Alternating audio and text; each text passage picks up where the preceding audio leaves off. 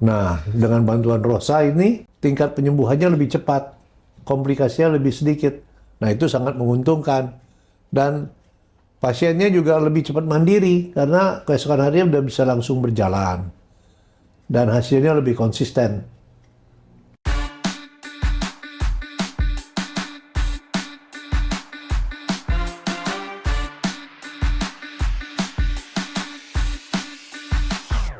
Halo Sobat Siloam, hari ini kita berbincang santai dengan Dr.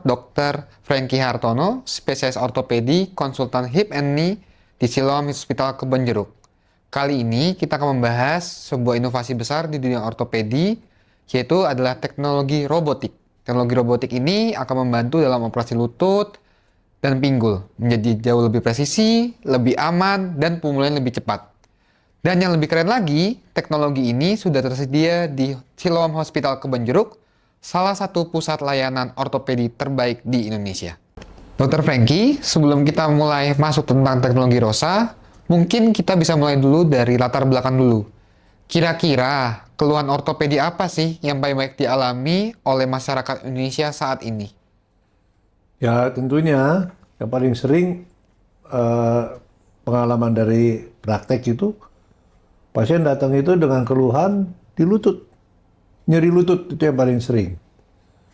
Terutama pada yang udah di atas 50 ke atas, yang ada kelainan panggul, yang ada kelainan lutut yang O, dan yang pernah mengalami cedera lutut. Itu yang paling sering. Kalau kondisi sudah berat, maka solusi satu-satunya ialah tentunya dengan mengganti sendi lutut. Nah, dengan bantuan robotik ROSA yang ada di Siloam Kebonjeruk, operasi lutut yang biasanya kita lakukan secara konvensional bisa dilakukan dengan lebih mudah, lebih presisi, dan tingkat kepuasan pasien juga lebih tinggi dengan bantuan ROSA tersebut. Karena memang sayatan menjadi sedikit lebih kecil, waktu operasi lebih singkat, dan pasien lebih cepat pulih untuk melakukan aktivitasnya. Kira-kira begitu. Oh, baik dokter. Namun dok, banyak orang ketika dengar terkait dengan operasi robot langsung bingung. Apakah robotnya yang melakukan operasi? Atau bagaimana sih sepertinya cara robotik ini bekerja di ortopedi? Nah, robot yang ada di Rumah Sakit Siloam Kebonjeruk itu robot yang bernama ROSA. Artinya apa? Singkatannya apa? Itu Robotic Surgical Assistant. Dari namanya sudah kita bisa mengerti bahwa robotnya itu menjadi asisten si operator.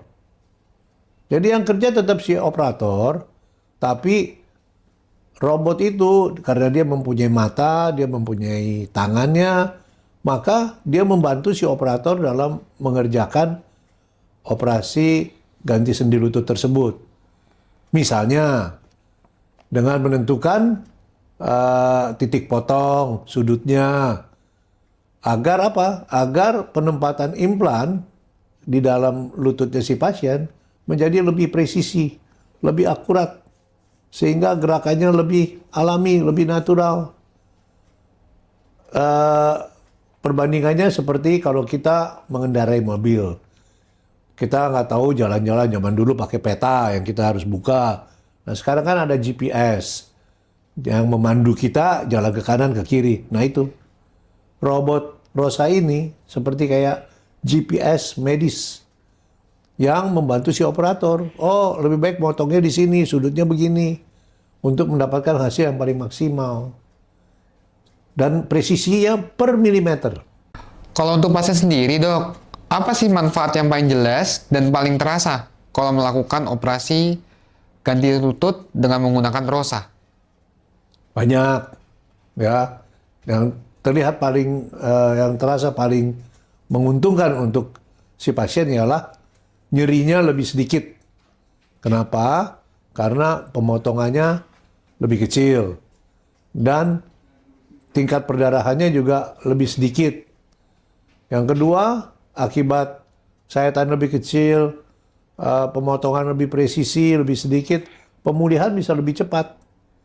Nah, pemulihan lebih cepat dengan apa? Karena pasien sudah dioperasi bisa langsung bergerak. Gerak lututnya lebih natural. Dan tingkat komplikasinya juga lebih rendah. Poin yang berikut yang sangat penting buat si pasien, bahwa karena presisinya lebih tepat, implannya bisa awet lebih lama. Kira-kira begitu. Oh baik, berarti banyak manfaatnya ya dok ya buat Sangat pasien. banyak. Kalau dari sisi dari keluarga pasien dokter, apa sih manfaat yang mereka rasakan? Nah, keluarga yang paling sangat khawatir.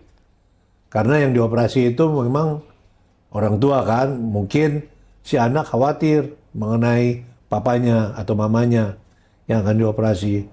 Pada saat dulu tanpa robotik, tanpa bantuan robotik, operasinya biasanya lebih lama, perdarahannya lebih banyak.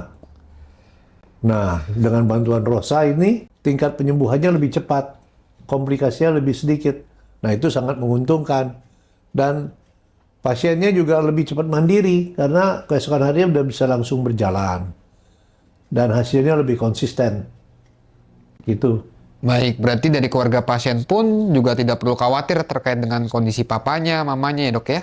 Ya, betul. Kalau misalkan dokter, dari para pendengar dari podcast ini yang ingin memeriksakan lututnya, bagaimanakah alur diagnosis persiapan operasi hingga operasi dengan ROSA di Siloam Hospital Kebonjeruk? Pasien yang nyeri lutut biasanya datang ke konsultasi. Dia akan memeriksakan lututnya. Nah, saya akan secara klinis ngelihat permasalahannya ada di mana. Apakah benar nyeri tersebut datang dari lututnya saja atau akibat juga dari nyeri di tempat lain. Misalnya nyeri dari pinggang, kan mungkin, atau nyeri dari panggul. Kita lakukan radiologi biasanya. Pemeriksaan radiologinya itu menyeluruh. Misalnya dari pinggangnya, dari panggulnya, dan dari lututnya. Di sana kita bisa dengan jelas melihat permasalahan utamanya di sana. Bila dengan penjelasan tersebut pasien bisa menerima bahwa lututnya memang harus dioperasi dengan cara penggantian sendi lutut atau yang kita sebut total knee replacement, maka proses selanjutnya ialah mengirim pasien ke bagian radiologi untuk dibuat foto khusus yang dari atas sampai ke bawah. Foto ekstremitas, foto kedua tungkai untuk menentukan titik tumpu dari panggul, lutut, dan ankle. Sudutnya lutut bisa tergambar. Dari data tersebut, kita kirimkan data tersebut ke pusat ROSA yang ada di Eropa atau Amerika. Di sana akan dibuatkan foto lutut 3 dimensi.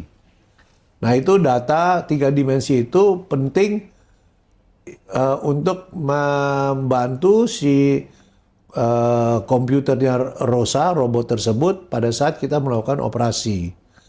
Nah, pada saat kita melakukan operasi, data-data dari 3 dimensi itu sudah ada di dalam komputer, sehingga memudahkan untuk menentukan titik potongnya. Tapi sebelum kita melakukan operasi, pasien akan masuk ke dalam ruang perawatan untuk dilakukan pemeriksaan medis awal untuk melihat kesiapan pasien untuk dilakukan operasi. Kita periksa dulu jantungnya, paru-parunya, pemeriksaan darah. Apakah si pasien fit untuk operasi?